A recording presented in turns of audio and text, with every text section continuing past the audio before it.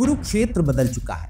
अब रथ नहीं road show चलते हैं, अब गदा नहीं सोशल मीडिया है, पर युद्ध वही है सिंहासन का। बिहार, वो भूमि जहां कभी चाणक्य ने सत्ता की बुनियाद रखी थी, आज फिर एक रणनीतिकार मैदान में है। नाम है प्रशांत किशोर। इस बार वो किसी राजा के सलाहकार नहीं है, बल्कि स्वयं अर्जुन बनकर चुनावी कुरुक्षेत्र में उतर रहे हैं, जन सुराज के रथ पर सवार होकर। लेकिन सवाल ये है, क्या बिहार की जातीय राजनीति के चक्रव्यूह को तोड़कर एक ब्राह्मण अर्जुन सत्ता की मूरत रच सकता है? चलते हैं फिर बिना किसी लाग लपेट के इस सत्ता के संग्राम को समझने के लिए। 2020 तक का ग्राफ देखिए। एनडीए को ऊंची जातियां, कोयरी, कुर्मी और अति पिछड़ा वर्ग का साथ मिला। महागठबंधन को यादव और मुस्लिम वर्ग का कुल मिलाकर 32%। और अब जन सुराज ये कहता है कि जाति नहीं वर्ग की बात करो, सामाजिक नहीं आर्थिक असमानता मिटाओ। लेकिन महाराज, बिहार की राजनीति जातीय डीएनए से बनी है और पीके अगर इसे बदलना चाहते हैं तो ये चक्रव्यूह में अकेले अभिमन्यु के घुसने जैसा है। पर ध्यान दीजिए, ये वही प्रशांत किशोर है जिन्होंने कांग्रेस को पंजाब में, बीजेपी को केंद्र में और टीएमसी को बंगाल में सत्ता बनवाने के लिए रणनीति बनाई थी। रणनीति इनके रग रग में, लेकिन इस बार रणनीति के साथ नेतृत्व की परीक्षा भी है। अजीम प्रेमजी यूनिवर्सिटी और लोकनीति का 2018 का एक अध्ययन क्या कहता है? 57% बिहार के मतदाता केवल अपनी जाति के नेता को वोट देना पसंद करते हैं। यही है बिहार का असली चक्रव्यूह, जहां नीति, योजना, विकास सब हारे और जाति, बिरादरी, गोत्र जीते। पीके ने खुद को मुख्यमंत्री पद का चेहरा नहीं बताया है, लेकिन बिना जातीय किला बिहार में घुसना विनाशकारी भी हो सकता है, क्योंकि यहाँ चुनाव जाति से नहीं लड़ा जाता है, जाति ही चुनाव लड़ती है। दूसरे भाग में हम शुरुआती ठोकरों को समझते हैं कि उपचुनाव हुए, 4 सीटों पर लड़ाई हुई और 10% वोट शेयर आया। इमामगंज में पासवान उम्मीदवार, बेलागंज में मुस्लिम और रामगढ़ में ईबीसी। मतलब पीके ने हर वर्ग को टटोला, पर जनता ने उन्हें वोट कटवा करार दे दिया। जो रहस्य था वो खत्म हो गया, जो थ्रिल था वो थम सा गया। लेकिन कहानी अब भी बाकी है मेरे दोस्त, क्योंकि इन्हीं चुनाव में महागठबंधन का वोट शेयर भी 10% गया, एनडीए का 9% बढ़ा और जन सुराज पार्टी ने तो खुद 10% झटक लिए।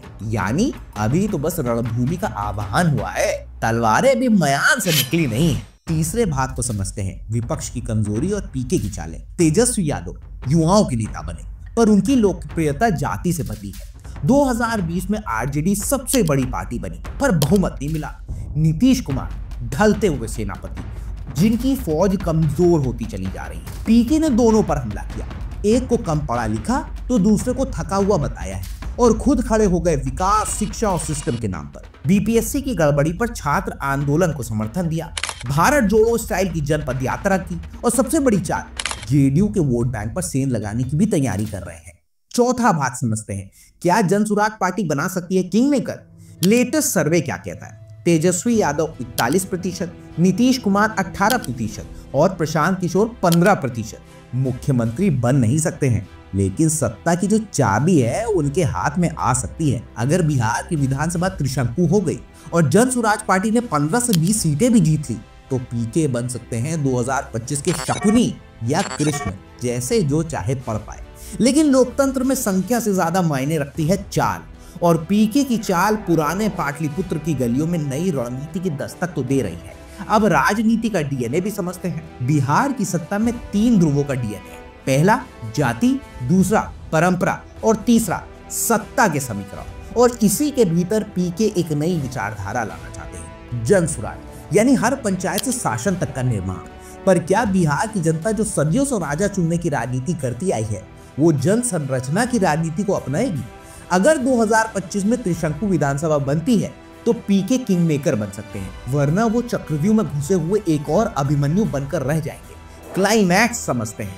अब सवाल एक ही है, क्या बिहार की जनता जाति के मोहजाल को छोड़कर विकास के बाण को थामेगी? क्या पीके का जन सुराज नए धर्मराज की ताजपोशी कर पाएगा, या फिर ये कोशिश रह जाएगी एक स्वप्नवत संकल्प जैसा अश्वत्थामा का ब्रह्मास्त्र, जो चला तो सही पर लक्ष्य नहीं भेद पाया? तो दोस्तों, 2025 का बिहार चुनाव सिर्फ एक चुनाव नहीं है, ये तय करेगा कि अगला चाणक्य कौन बनेगा।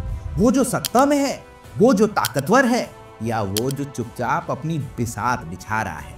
कमेंट पे बताइएगा, क्या पीके इस सियासी महाभारत के कृष्ण बन सकते हैं, या एक और अश्वत्थामा जो बिना लक्ष्य भेदे लौट जाएंगे? ये PAW था, जहां राजनीति बोलती है इनसाइड आउट। जय हिंद, जय भारत और जय जनता।